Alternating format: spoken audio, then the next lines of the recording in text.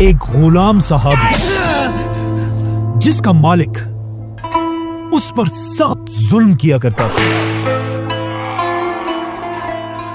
لیکن اس سخت ظلم میں بھی وہ صحابی صرف ایک ہی بات کیا کرتے تھے۔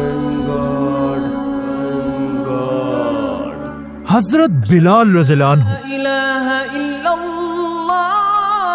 یہ بات ہم سب کو پتا ہے کہ حضرت بلال رضی اللہ عنہ بچپن سے مکہ کے ایک آدمی کے غلام تھے، لیکن ایسا ہمیشہ سے نہیں تھا، بلکہ ایک زمانہ ایسا تھا کہ حضرت بلال کے خاندان کا افریقہ پر راج تھا،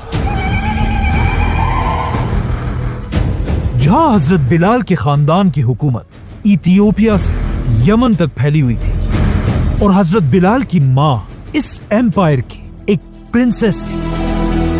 Bilal radiallahu ta'ala anhu's mother was an Abyssinian princess. لیکن اچانک ایک دن اسی خاندان کے ایک آدمی نے اپنے بادشاہ کے خلاف بغاوت کر دی اور یمن کو حبشہ سے توڑ دیا، اور اس آدمی کا نام تھا ابرہہ۔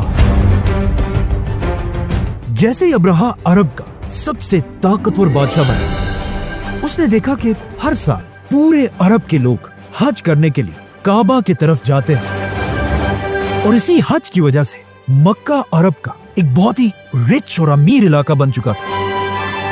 یہ دیکھ کر ابرہہ کے ذہن میں ایک بہت ہی سٹوپڈ آئیڈیا آیا، اور اس نے اپنے کیپٹل یمن میں بھی ایک بہت بڑا چرچ بنایا تاکہ عرب کے لوگ کعبہ کو چھوڑ کر ابرہہ کے چرچ کی طرف آئے۔ لیکن آف کورس عرب میں کوئی بھی ابرہہ کے اس چرچ کی طرف نہیں آیا، اور سب دوبارہ اسی پرانے کعبہ کی طرف جاتے رہے۔ یہ دیکھ کر ابرہہ کو غصہ آیا، اور اس نے 60,000 کی فوج جمع کر کے کعبہ کو گرانے کے لیے مکہ پر حملہ کر دیا۔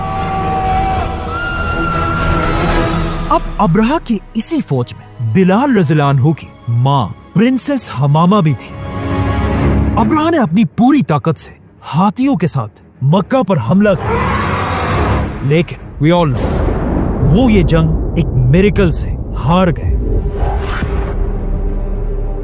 جس کا ذکر قرآن میں بھی ہے۔ أَلَمْ تَرَ كَيْفَ فَعَلَ رَبُّكَ بِأَصْحَابِ الْفِيلِ۔ اب ابرہہ تو اس جنگ میں مر گیا، لیکن مکہ کے لوگوں نے حضرت بلال رضی اللہ عنہ کی ماں کو اپنا قیدی بنا لیا، اور مکہ کے بازار میں حبشہ کی شہزادی کو ایک غلام کی طرح بیچ دیا گیا، اور انہیں خریدنے والا مکہ کا سب سے ظالم آدمی امیہ بن خلف تھا۔ اسی سال جس سال ابرہہ مارا گیا اور حضرت